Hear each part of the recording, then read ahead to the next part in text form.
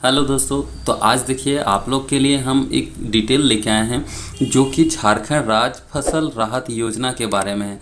ये अभी बहुत ही ट्रेंड में चल रहा है और बहुत सारे ऐसे चैनल आपको यूट्यूब में मिल जाएंगे देखने को, और बहुत सारे ऐसे वीडियो भी आपको मिलेगा, लेकिन ऐसा कोई वीडियो नहीं है जिस पे आपको ये डिटेल से बताया गया हो कि झारखंड राज्य फसल राहत योजना क्या है, इसके आवेदन पत्र कहाँ मिलेगा, आपको कौन भर सकता है, इसको क्या डॉक्यूमेंट चाहिए, इसके लिए अप्लाई करने का जो लास्ट डेट क्या है, कितना एकड़ में कितना पैसा मिलेगा आपको, और इसमें देखिए ये जो डॉक्यूमेंट्स है कहाँ से आपको प्राप्त होगा, कैसे आपको अप्लाई करना है, कहाँ जाके अप्लाई करना है, कैसे करना है। और देखिए यहाँ पे हम आपके लिए डिटेल से लेकर आए हैं कि इसमें आवेदन कहाँ मिलेगा, आवेदन पत्र जो होता है, जो आपका आवेदन जिसमें आपको आवेदन भर के देना, वो आपको कहाँ से मिलेगा और ये कौन भर सकता है, इसके लिए यानी कि इसके लिए क्या क्या पात्रता है, क्या क्या डॉक्यूमेंट्स चाहिए, क्या क्या एलिजिबिलिटी होना चाहिए इसके लिए, यानी कि क्या क्या इसके लिए शर्त रखा गया, वो सारे चीज़ इस वीडियो में अभी आपके साथ हम डिटेल में चर्चा करेंगे।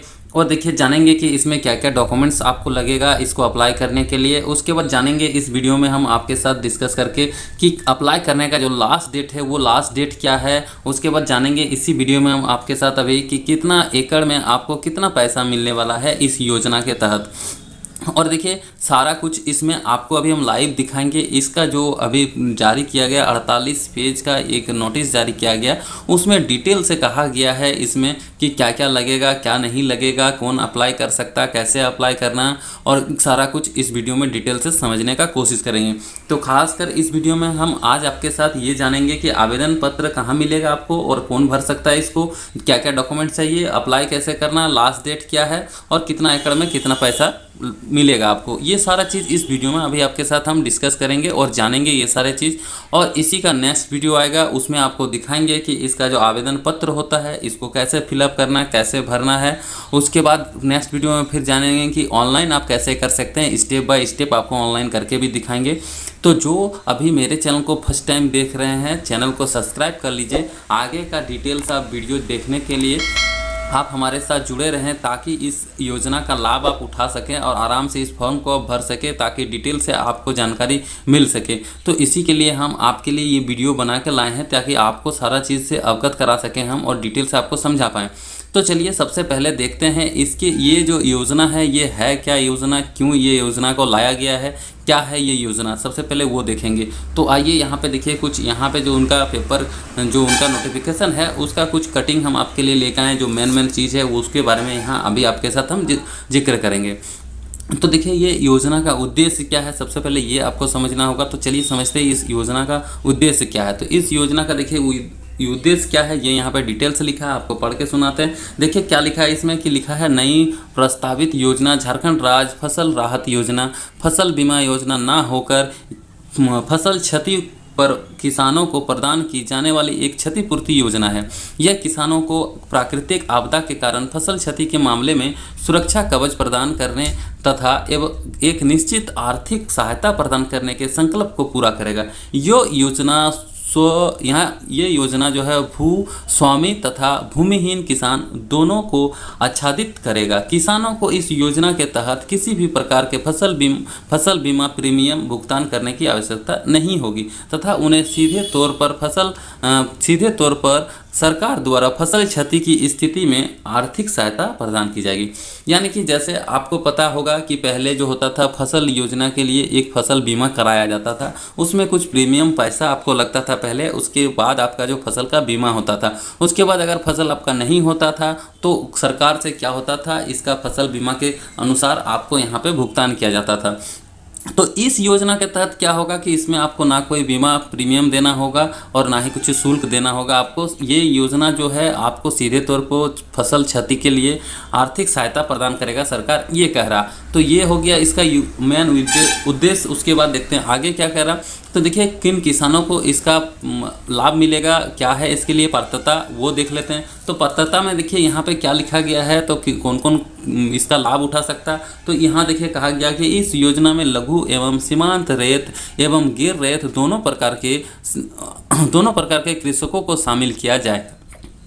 दोनों प्रकार के कृषकों को शामिल किया जाएगा। यानी कि यहाँ पे कह रहा है कि इस योजना के तहत जो लघु मतलब छोटा किसान हो, जिनके पास कम ज़मीन हो, जिसके पास ज़्यादा ज़मीन हो, दोनों को इसको लाभ मिलेगा। और जो किसी दूसरे के ज़मीन को भी जोतते हैं यानी कि खेती करते हैं तो उनको भी इसका योजना का लाभ मिलेगा। इस पर फिर कह रहा है कि रैयत किसान जो अपनी भूमि पर स्वयं कृषि करते हैं या पीएम किसान पोर्टल पर पंजीकृत है वो इसको अप्लाई कर सकते हैं। उसके बाद फिर देखिए बी नंबर में कह रहा है गैर रैयत किसान जो अन्य रैयतों की भूमि पर कृषि करते हैं। यानी कि गैर रैयत मतलब हो गया कि ऐसे आदमी जो किसी दूसरे का खेत को जोतते हैं, उनके द्वारा दूसरे का खेत को खेती किया जाता है, उनको भी इसका लाभ मिलेगा। उसके बाद कह रहा है कि यहाँ पे किसान झारखंड राज्य का नागरिक होना चाहिए। उसके बाद कह रहा है फिर डी नंबर में कि किसान की आयु 18 वर्ष से अधिक होना चाहिए। यानी कि अगर आप अप्लाई करते हैं इसमें तो आपकी जो आयु होना चाहिए वो 18 वर्ष से ज़्यादा होना चाहिए। 18 वर्ष से कम होगा तो आपको इसका लाभ नहीं मिलेगा। उसके बाद फिर ई नंबर में कहता है किसान के पास वैध आधार नंबर होना चाहिए। यानी कि किसान के पास जो इसको अप्लाई करेंगे उनके पास जो है आधार नंबर होना चाहिए। तो ऐसा कोई व्यक्ति नहीं है आज के डेट में जिनके पास आधार नंबर नहीं है, हर किसी के पास आधार नंबर है। तो आधार है सभी के पास है, सभी इसको अप्लाई कर सकते हैं। उसके बाद देखिए आगे क्या कहता है वो देखते हैं। तो देखिए यहाँ पे फिर ऐप नंबर में कह रहा है कि सरकारी अथवा गैर मजुआ जमीन पर खेती करने वाले कृषक जिनके पास राजस्व विभाग द्वारा बंदोबस्ती संबंधी, ये आप समझ गए कि सरकार अथवा गैर मजुआ जमीन पर खेती करने वाले कृषक जिनके पास राजस्व विभाग द्वारा बंदोबस्ती संबंधी पट्टा या अन्य दस्तावेज हो, तो ये आप समझ गए। उसके बाद फिर कह रहा है जी में यहाँ पर कह रहा है कि कृषक न्यूनतम 10 डिसमिल और अधिकतम 5 एकड़ तक की भूमि के लिए निबंधन कर सकते हैं। यानी कि देखिए जिसके पास 10 डिसमिल ज़मीन है उससे ज़्यादा अगर उनके पास 5 एकड़ तक ज़मीन है तो वो इसमें 10 डिसमिल से लेके 5 एकड़ तक के ज़मीन के लिए वो यहाँ पे निबंधन कर सकते हैं, मतलब आवेदन कर सकते हैं।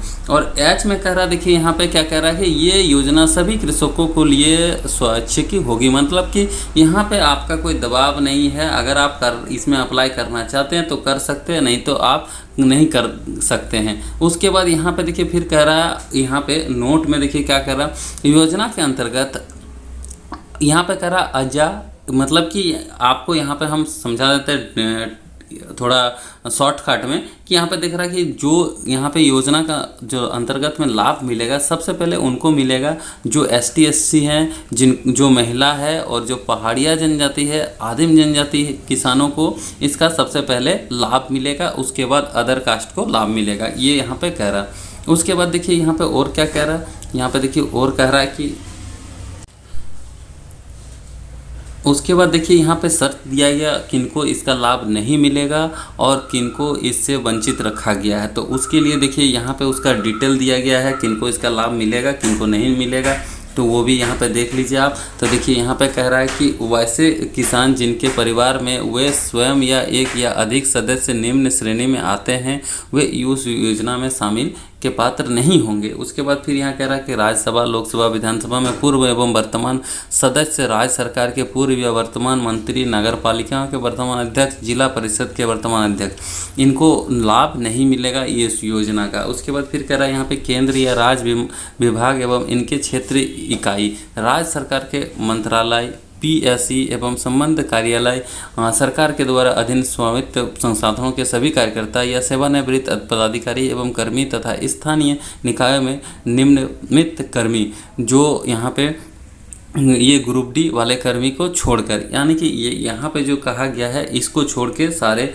मतलब इन लोगों को यहाँ पे लाभ मिलेगा और ये सबको जो है लाभ नहीं मिलेगा, ये कह रहा। उसके बाद यहाँ पे कह रहा कि सभी यहाँ पे लिखे सभी पेंशनधारी जिनका मासिक पेंशन 10,000 रुपया या अधिक है उनको भी इसमें रखा गया है, उनको भी इसका लाभ मिलेगा। उसके बाद कह रहा कि गत निर्धारण वर्ष 2021 में आयकर देने वाले सभी व्यक्ति को लाभ नहीं मिलेगा इसका। उसके बाद कह रहा है कि यहाँ पे जैसे सभी निबंधित डॉक्टर, इंजीनियरिंग, वकील, चार्टर्ड अकाउंटेंट एवं आर्किटेक्चर प्रैक्टिस कर रहे हैं उन लोग को भी इसका लाभ जो है नहीं मिलेगा। उसके बाद देखिए आगे फिर क्या शर्त है उसको भी देख लेते हैं। तो आगे शर्त को देखने के लिए यहाँ पे आपको दिखाते हैं। देखिए आगे जो यहाँ पे कहा गया है कि जो ये देखिए ये जो है ये आपका मेन पॉइंट है। यहाँ पे अगर आप मिस्टेक करते हैं तो आपको जो है इसका लाभ नहीं मिलेगा, इसीलिए इसको आप थोड़ा ध्यान से देखिए और पूरा देखिए, अच्छा से ध्यान से देखिएगा ताकि आपको डिटेल से समझ में आए। तो देखिए यहाँ पे क्या कह रहा है, यहाँ पे कह रहा है कि ये जो है देखिए यहाँ पे कह रहा है crop calendar for kharif region, यानी कि यहाँ पे कह रहा है कि कौन सा आपका जो फसल है वो कौन सा तारीख से लेके कौन सा तारीख तक बोया जाता है और कौन सा मंथ में यहाँ पे कौन सा तारीख तक कटाई होता है वो यहाँ पे लिखा गया है। तो ये देखिए मक्का है और ये धान है। इसमें देखिए अगर आप जब भरिएगा इस फॉर्म को तभी उस टाइम में आपको टाइमिंग भी देना पड़ेगा, मैंने अपनी डेट भी देना पड़ेगा और किसके लिए आप भर रहे हैं ये फॉर्म, धान के लिए या फिर मकई के लिए, वो भी आपको वहाँ पे डालना पड़ेगा। तो यहाँ पे इसको ध्यान में रखना होगा आपको डिटेल से। देखिए यहाँ पे देख लीजिए, समझ लीजिए कि यहाँ पे कह रहा है कि जो आप धान का जो मकई का जो बुनाई होता है वो होता है 15 मई से लेके 30 जून तक। तो ये अगर मकई के लिए आप देते हैं तो इसके बीच में ही आपको वहाँ पे डेट फिलअप करना होगा जब ऑनलाइन अप्लाई कीजिएगा आप तब। उसके बाद अगर आप धान के लिए अप्लाई कर रहे हैं तो यहाँ पे 15 मई से लेकर 15 अगस्त तक ही आपका जो कोई डेट है एक आपको डेट देना पड़ेगा जो डेट आप दे सकते हैं। उसके बाद देखिए कटाई का टाइम यहाँ पे दिया गया, लेकिन कटाई का टाइम आपको यहाँ पे नहीं मांगा जाएगा।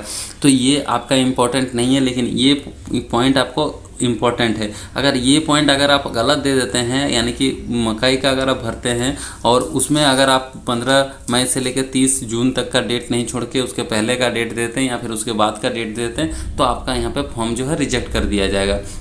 तो इस पॉइंट का थोड़ा आप ध्यान रखिएगा जब ऑनलाइन कीजिएगा तभी। उसके बाद देखिए आगे क्या कह रहा है, आगे देखिए यहाँ पे है आपका कि कितना एकड़ में कितना पैसा किसको मिलेगा, तो वो यहाँ पे आपका लिखा हुआ। तो देखिए यहाँ पे कह रहा है 20% के ऊपर फसल क्षति नुकसान होने पर निम्नलिखित तालिका के अनुसार पंजीकृत किसानों को यहाँ पे प्रो रेट के आधार पर फसल क्षति हेतु नगद सहायता का लाभ दिया जाएगा। तो यहाँ पे देखिए क्या कह रहा है कि फसल क्षति का प्रतिशत यहाँ पे दिया गया लिस्ट और यहाँ पे दिया गया कि राशि कितना एकड़ में कितना मिलेगा और यहाँ पे लिखा गया है कि भूमि कितना आपको डालना पड़ेगा।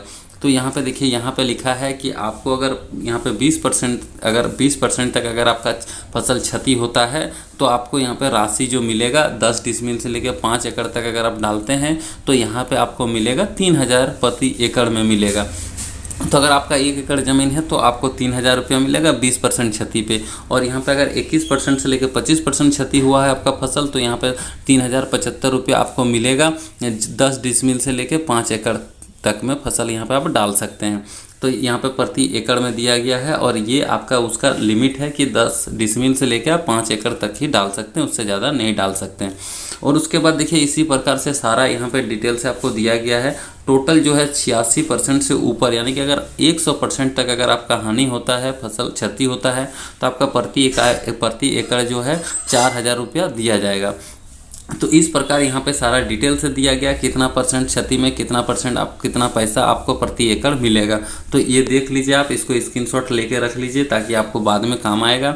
तो ये आप देख लिए। उसके बाद देखते हैं आगे फिर क्या और शर्त है वो भी देखते हैं। तो देखिए यहाँ पे मेन जो शर्त था वो आपको बता दिए हम। और इसके बाद देखिए अभी डिटेल से कोई शर्त नहीं है। तो अभी आपको और एक चीज़ हम बता देते हैं, लास्ट इसका जो है अप्लाई करने का जो लास्ट डेट है वो लास्ट डेट आपको दिखा देते हैं हम अप्लाई करने का। तो देखिए यहाँ पे लास्ट डेट आपको हम दिखा देते हैं, इसका लास्ट डेट जो है अप्लाई करने का लास्ट डेट क्या है। तो लास्ट डेट इसका देखिए अप्लाई करने का है 15 सितंबर 2022 तक इसका देखिए लास्ट डेट है। ये देखिए आवेदन की अंतिम तिथि जो है 15 दिसंबर 2022 तक इसका लास्ट डेट है।